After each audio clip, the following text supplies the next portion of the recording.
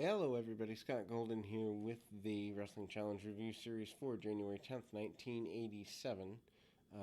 We move to, I guess, what you'd consider to be one of the first actual Wrestling Challenge shows of 1987, with the last week being a more review style series. Obviously, my hope is they put all of the Wrestling Challenge through 95 up, but I don't think they have the legal ability to do that. I know there's some battles over the Wrestling Challenge name, and I think it's more superstars, but I thought Challenge was in on that too. Anyway, Steve Gatorwolf and Randy Savage are your opening contest here this particular week. Randy Savage, of course, still your Intercontinental Champion. Gatorwolf gets some offense, including some chops and basic stuff off on Savage, but it is very clear, extremely clear, that in fact there is some, basic stuff there. Gator Wolf manages to hit a couple of chops along the way, and, Savage does a little bit of selling, but doesn't really leave his feet, doesn't really want to look, I guess, weak or whatever. Tosses the man to the outside, jumps to the outside, and does a little bit of damage on the floor before hitting the top rope elbow after the axe handle from the top as well. But that doesn't go nearly as well as Savage would generally hope, because, but not limited to, he actually loses balance a little bit, which is rare for Randy Savage at the time. But Savage does hit the top rope elbow, get the victory, and then we move to Wrestling Rebuttal.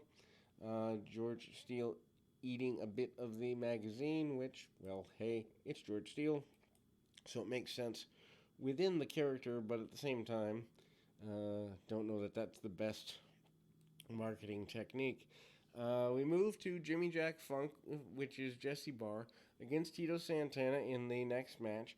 Funk comes into the WWF midpoint of 1986 to capitalize on the Funk name, and I guess the finishing up Hoss Funk, which is Dory Funk Jr. Tito Santana, though, manages to come around, arm drags, clothesline over the top. Santana, months away from having been the Intercontinental Champion, certainly still trying to look strong. Santana still does look strong through about 1990 or so. Inverted atomic drop on Santana.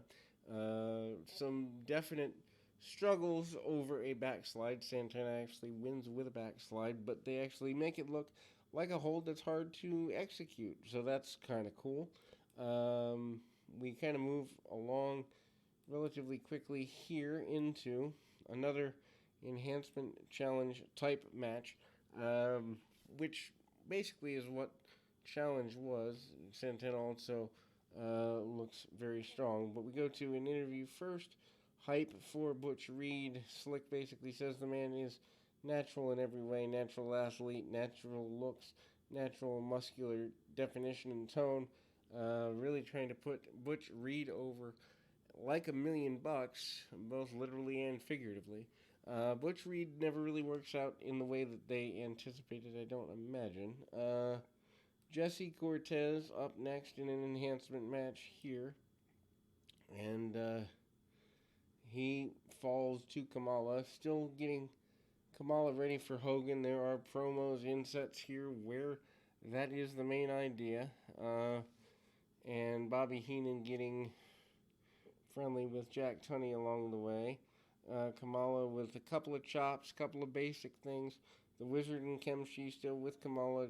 Kamala squashes the enhancement talent, both regular splash and top rope splash. Kamala looks like $1,000,000, and the idea that he is the most, if not one of the most dangerous people in the history of the area is an idea that most people can buy at this point in 1990 or 1986. Jerry Monty up next, facing off against the King, Harley Race. Harley Race, of course, the King of Wrestling, brought in almost as a rib to his position as the NWA champion, I believe 7 times, 8 times, something like that.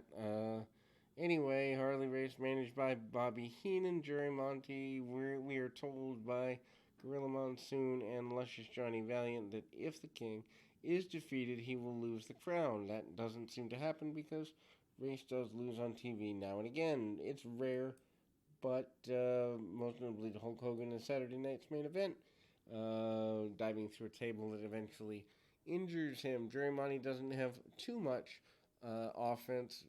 Hard power slam and a hanging suplex by Race. And Harley Race even picks his man up a couple of times to add extra insult to injury and extra punishment. Needless to say, Harley Race looks like $1 million and eventually goes around the horn with Hogan sooner or later. Butch Reed comes out into the snake pit with Slick, and again, they're hyping him as natural, whatever that's supposed to mean in any event. The review of the angle between Randy Savage and Ricky Steamboat takes up the next several minutes, including the crushing of the larynx by Savage with the bell, the follow-up with the doctors who say that Steamboat should never wrestle again, followed by the continuation of Steamboat basically promising to get even with Randy Savage as quick and efficiently as possible. Then we move kind of into the idea of the chuck wagon or basic wagon by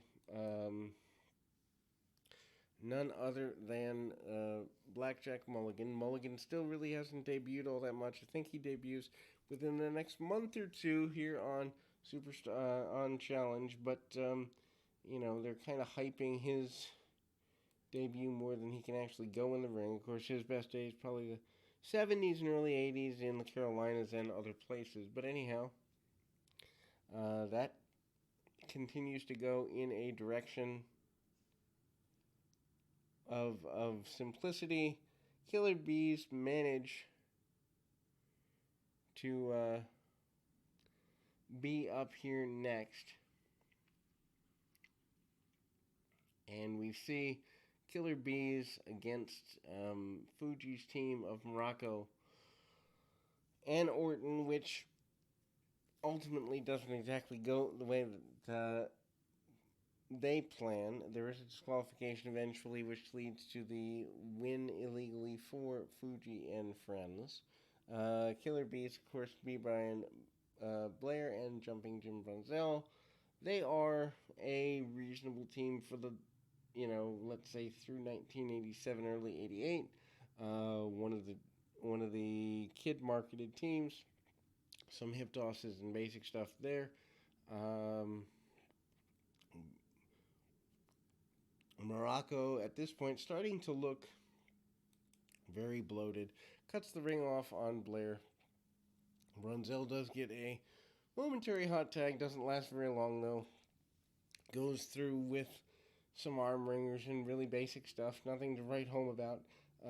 Tag to the outside and the double axe handle onto the arm from the second rope.